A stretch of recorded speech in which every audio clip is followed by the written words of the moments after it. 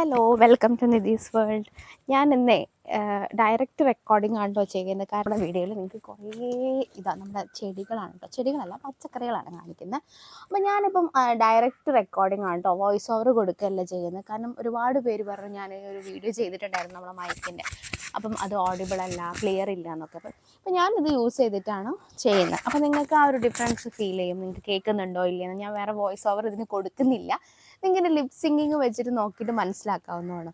അപ്പോൾ നമ്മൾ ഇന്നത്തെ ഇതിൽ നമ്മൾ കാണിക്കാൻ പോകുന്നത് നമ്മളെ പച്ചക്കറികളാണ് കേട്ടോ. ഇത്തവണ കുറച്ച് ലേറ്റായി നമ്മൾ സ്റ്റാർട്ട് ചെയ്യാൻ, പക്ഷേ ഇതാ പയറുണ്ടായി വരുന്നുണ്ട്.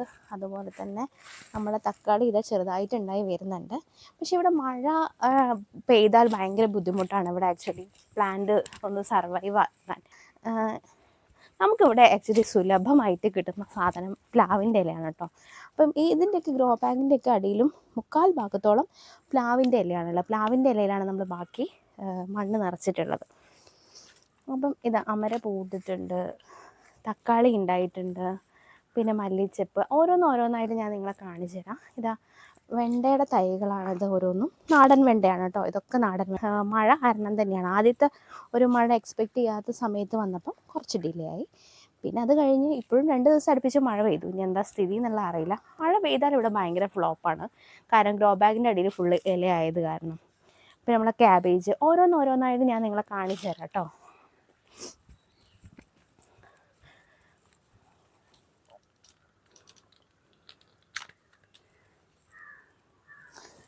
ഇത് നമ്മുടെ മുളകിൻ്റെ തൈകളാണേ.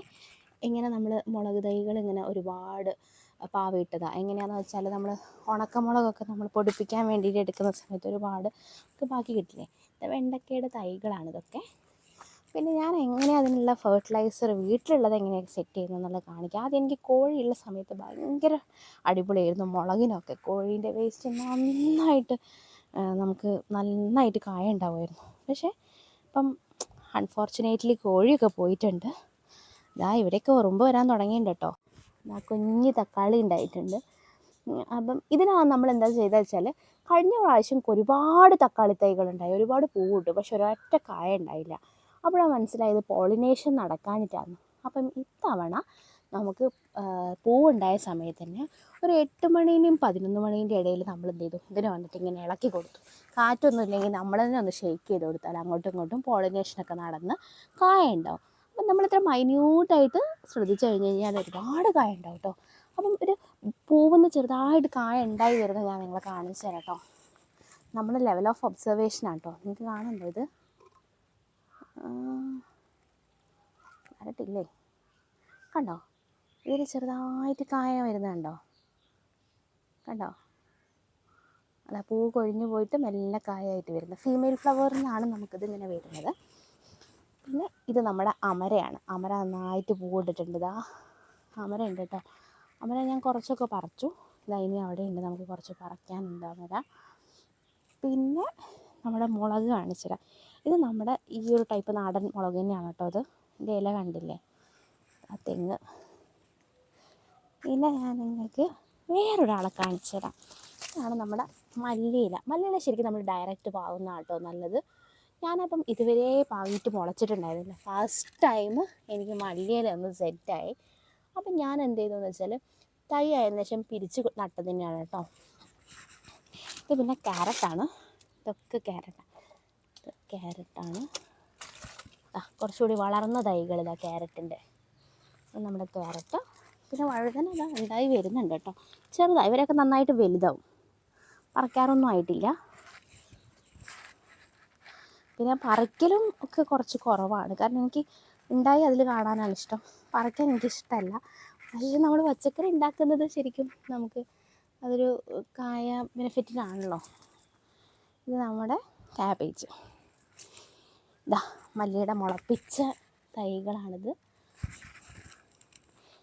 മഴ കണ്ടിന്യൂസ് പെയ്താൽ എനിക്ക് ഭയങ്കര ഒരു പണി കിട്ടും. അതിൻ്റെ മുന്നേ ഇവരൊക്കെ ഒന്ന് സെറ്റായി പോകണം. പിന്നെ ഈ ഒരു ഏരിയയിൽ കാണുന്നത് നമ്മുടെ ചീരയാണ് കേട്ടോ. ഈ ചീര യൂഷ്വലി ഒരുപാട് തവണ നമ്മൾ പറിച്ചതാണ്, പക്ഷെ ഇപ്പോൾ വളമില്ലാത്തതുകൊണ്ട് തീരെ പറിക്കാൻ കിട്ടുന്നില്ല. ഫുള്ള് കിളച്ച് ചാണകപ്പൊടിയും ചാരവും അതുപോലെ തന്നെ അടുക്കള വേസ്റ്റ് ഞാൻ എങ്ങനെയാണ് കൊണ്ടുപോയി പാറാക്കുന്നതെന്നും കൂടെ ഞാൻ നിങ്ങൾക്ക് ഇതിൽ കാണിച്ചു തരാം കേട്ടോ. അതായത് ഇതുപോലൊരു ബക്കറ്റ് എടുക്കും. ഇത് കാക്ക എടുത്ത് പുറത്തോട്ടാണ് കേട്ടോ. ബക്കറ്റ് എടുത്തിട്ട് ഇതിൽ വേസ്റ്റും മീനിൻ്റെ വെള്ളമൊക്കെ ഞാൻ ഇതിൽ തന്നെ ഒഴിച്ചിട്ട് നന്നായിട്ട് ഞാൻ ഇളക്കും ഒരു കോലിട്ടിട്ട്. എന്നിട്ട് അതെന്താ വെച്ചിട്ടുണ്ടെങ്കിൽ ഒരു സ്ലറി പോലെ ആകുമോയെന്ന് വെച്ചാൽ അത്ര സ്ലറി ആവില്ല, പക്ഷേ ഭയങ്കര കോൺസെൻട്രേറ്റഡ് ആയിട്ട് ആ ഒരു വരും. പക്ഷേ ഇളക്കുമ്പോൾ ഒരു സ്മെല്ലൊക്കെ വരും. അതുകൊണ്ട് ഡൈല്യൂട്ട് ചെയ്തിട്ട് ഒഴിക്കാവും.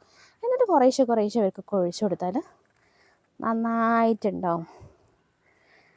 അപ്പം ഇത്രയാണ് നമ്മുടെ ഇന്നത്തെ പച്ചക്കറി വിശേഷങ്ങൾ. ഇത് കഴിഞ്ഞിട്ട് ഞാൻ നിങ്ങൾക്കൊരു വീഡിയോയിൽ നമ്മുടെ ഫിഷ് ടാങ്ക് കാണിച്ചു തരാം കേട്ടോ. ഒരുപാട് ചെറിയ ചേഞ്ചസ് നമ്മൾ മെല്ലെ ആയിട്ട് വരുത്തിയിട്ടുണ്ട്.